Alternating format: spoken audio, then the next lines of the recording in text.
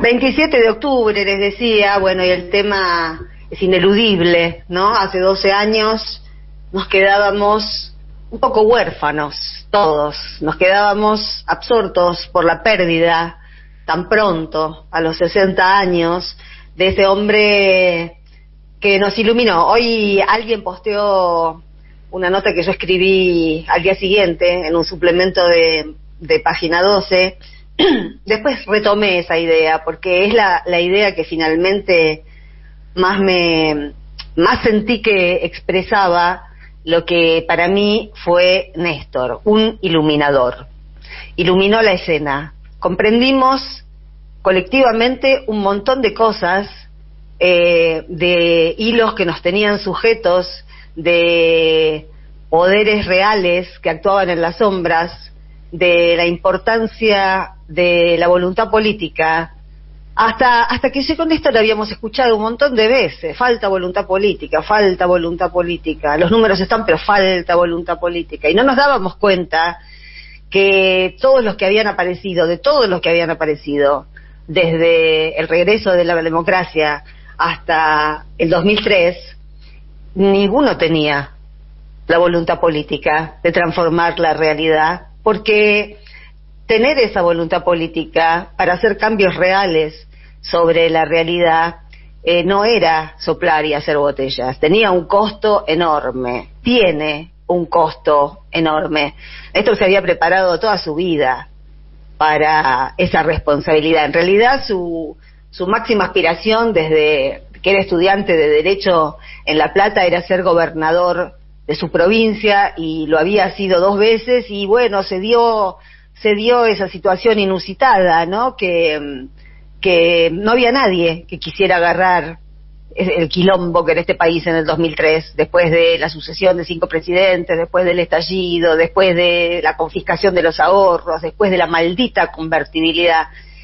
Y llegó él y pensábamos que iba a durar poco, pero nos cambió la vida porque iluminó esa escena que estaba tan turbia para todos nosotros, que estábamos tan colonizados, con la sensación de que lo que había, que era o el peronismo versión Menem o el radicalismo versión de la Rúa, porque Alfonsín lo hicieron abortar, ¿no? Su gobierno. Primero lo hicieron retroceder y después lo hicieron irse antes, y fueron los especuladores y también los dirigentes políticos de aquel momento, ¿no? Peronistas y radicales, los que de alguna manera complotaron para aquel golpe de mercado que terminó haciendo acelerar las elecciones para que llegara Menem,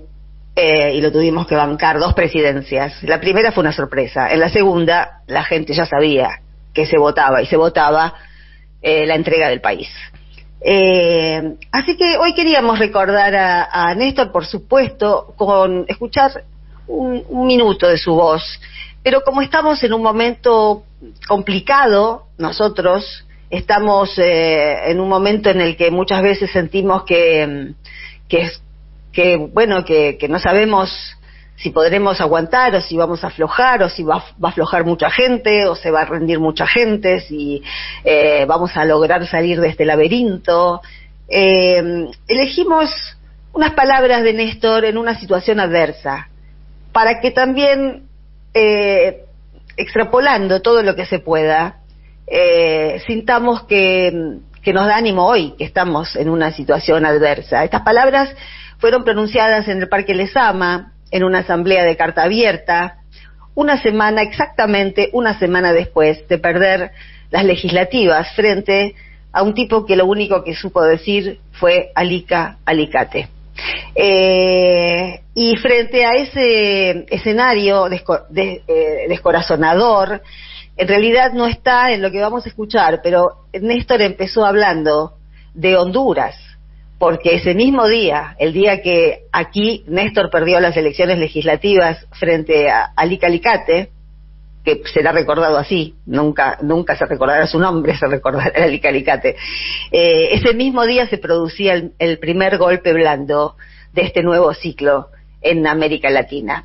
Ese día de 2009, ante gente apesadumbrada, desconcertada por el comportamiento electoral de los argentinos y las argentinas, Néstor Kirchner decía esto.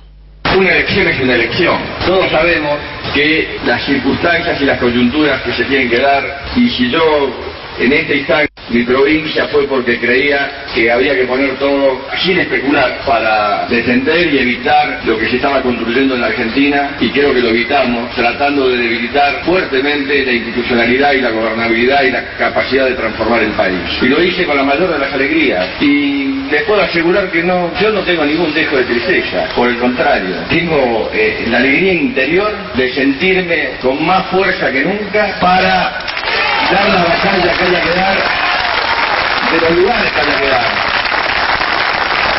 Porque se equivoca aquel señor que dice que Cristina todavía no digirió lo que pasó. Esto no es ni una carrera de automóvil ni un partido de fútbol. Acá estamos peleando por un país distinto. Ya nos veremos disputando por las ideas del país, si es que tiene alguna idea. Pero esto no es a ver si se gana o se pierde. Acá se pueden perder elecciones, seguramente. Eso es la democracia. Y nosotros, cuando vamos a participar, no vamos a tratar de ganar de cualquier manera, sino teniendo las convicciones y los principios que tenemos que llevar adelante. Ir con la nuestra, ¿no? Ir con la nuestra. El señor al que se refería Néstor, que había dicho que Cristina todavía no podía digerir la derrota, era Reutemann. Era Reutemann, el del automovilismo. Porque hubo muchos peronistas también que boicotearon la transformación de la realidad, ¿no? Esto, y no fue aquella la última vez. Siguieron haciéndolo hasta el final del segundo mandato de Cristina. Y siguen hoy. Hoy aparecieron por todas partes, por varios lugares, pintadas con una consigna que creo que reflejan lo que sentimos mucho en un día como hoy. Honrar a Néstor es bancar a Cristina. Realmente a mí me desconcierta, me enoja, me duele que cada tanto, espasmódicamente, aparezcan sectores que dicen honrar a Néstor, pero desprecian a Cristina. Eso es imposible. El nivel de respeto, de admiración y de respaldo mutuo que se dieron estos dos, yo creo que ha existido en pocas parejas políticas, y era visible, era público, y nadie que honre a Néstor puede despreciar a Cristina. Y no por Néstor, por Cristina, porque tiene que tener ojos para ver lo que es, lo que vale y a lo que se atreve, ¿no? Que es lo que falta para transformar la realidad. En otro orden de cosas, bueno, hemos hecho varias notas en relación a los fondos para las industrias culturales, y hoy se aprobó la prórroga por 50 años, así que es una buena noticia, porque hubo mucho festejo en la calle, porque la posibilidad, en realidad confiábamos en que se solucionara antes de fin de año, pero pasaba el tiempo, las cosas eran tan urgentes, que bueno, hubo cierta zozobra, pero ya hubo 9 abstenciones de Juntos por el Cambio, pero por gran mayoría fue aprobada la prórroga de 50 años. Y pasando a otro orden de cosas, y siguiendo con el tema de la jubilación de las ganancias que no pagan los jueces. Ayer estuvo Lorenzetti, ¿dónde va a estar? En TN. Y la verdad que entre ellos se acunan, se apañan, se soplan, se ventilan, se aligeran los problemas. Eso sí que es ayuda mutua. Y en esa nota que dio Lorenzetti decía que no, que ellos están de acuerdo en que todos somos iguales ante la ley y que los jueces tienen que pagar ganancias, pero lo que pasa es que también hay que dar seguridad jurídica. Otra vez la seguridad jurídica. ¿Se acuerdan cuando nos hablaban todos los días de la seguridad jurídica? que eran las que tenían que tener las empresas, eran las que tenían que tener las corporaciones.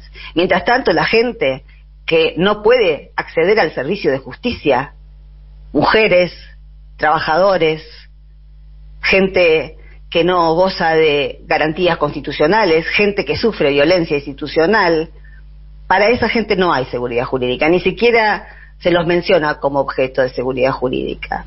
Habría que recordarle a Lorenzetti y a los otros 3 de la Corte Suprema que no nos están dando seguridad jurídica, ellos a nosotros, que con esta Corte Suprema de macristas y con los jueces corruptos, cómplices,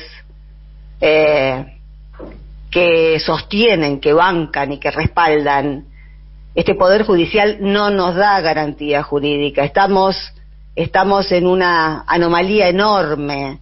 Que se limpien la boca antes de hablar de seguridad jurídica, porque han dejado al país sin seguridad jurídica. Los únicos que tienen seguridad jurídica en este país son los que tienen la plata afuera. Para los argentinos y las argentinas no la hay. Y si quiere empezar por algo, Lorenzetti y los otros 3, que nos alivien un poco esta sensación de inseguridad jurídica que da un Poder Judicial que no acata la Constitución.